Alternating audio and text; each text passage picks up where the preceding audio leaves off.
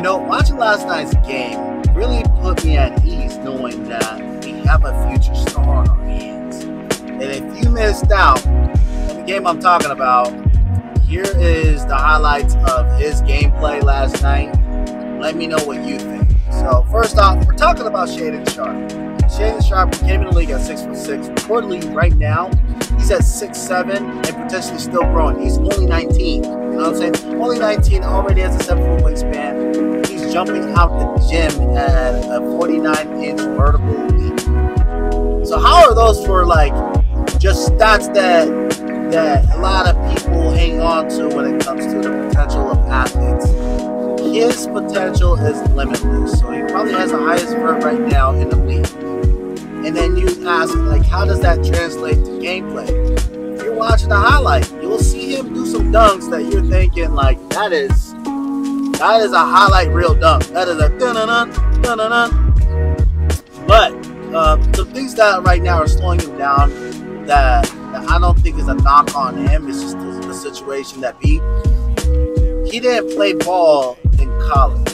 So him not playing ball, he didn't really get that in-game defensive experience that he's now getting. And you're seeing him learn right before our eyes.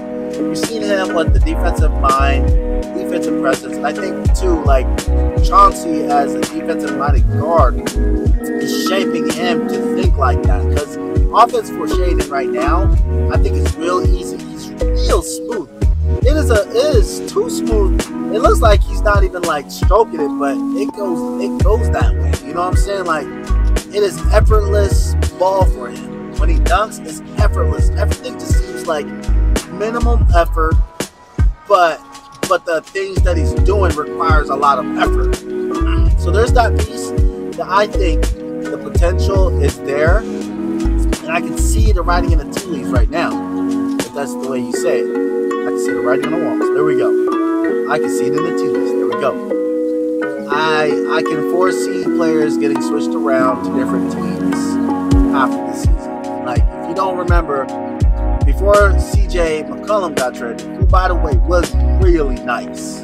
I mean, really nice. Before he got traded, he was sat out the games of the last stretch because they weren't going to make a plan. He was sat out, and Anthony Simons, took the helm, took his play time, and was really making a name for himself. You saw he was shooting the three really well. You saw that he was scoring 30s every once in a while. He had that potential. The same thing is happening right now with Shaedon having going into the lineup. They're not playing Grant. They're not playing Nurk. You don't even know where he is. They're not playing Dame. They're not playing Anthony. So, one of those players, or maybe two, are going to go somewhere else. And if they are going to do two, I would much rather prefer they do Grant and Nurk, package up a pick with that, ship them off, and go get, I think right now is prime time to go get Zion Williamson. He's played less, the mileage on him is actually real good. Mileage on him is good because he's played less than 60% of games. He hasn't played that many games for the 3 years he's been in. It's been less than 120. So keep that in mind. He still can play if he can control his weight. Now he won't give you 2 decades worth of play because his game is built off athletic ability and his explosiveness. But what he can do for the next 5 years is play bully ball. And I think that's where we are lacking right now with our team is the spacing's all jacked up. Grant is our stretch big. He's our shooting guard. I don't know what he is on the court, but he doesn't need to be shooting threes.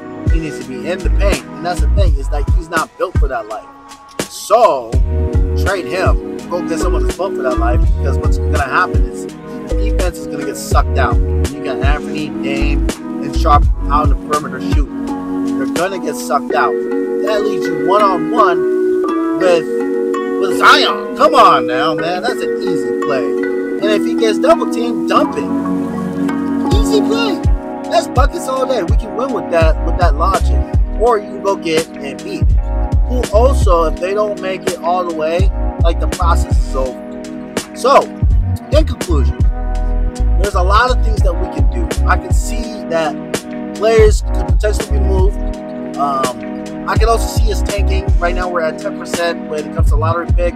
It could go up higher. The highest one is 14, so we do have a legitimate chance of getting number 1. That would be awesome.